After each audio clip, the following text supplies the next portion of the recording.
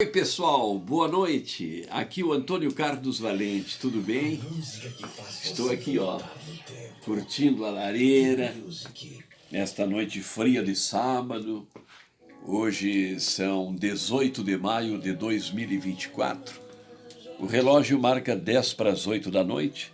Estou tomando meu mate e aguardando o programa Pelos Caminhos da Música hoje, com o meu querido amigo Marlon Assef na Rádio Valente, né?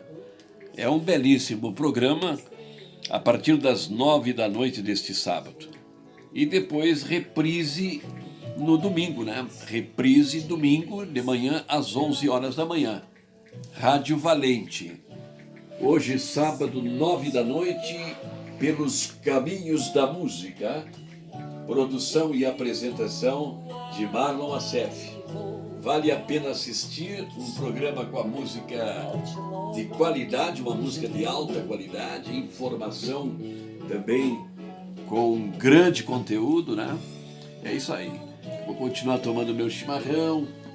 A minha querida neta Fernanda, Maria Fernanda, está aqui me filmando. Estou aqui na casa da minha filha Rutinha. E nada melhor do que um foguinho, uma lareira, numa noite fria como hoje. Daqui a pouco mais o programa do Marlon vai aquecer os nossos corações. Para acessar, radiovalente.com. Você ouve no celular ou no computador. Um beijo, um abraço aqui do Valente, pessoal.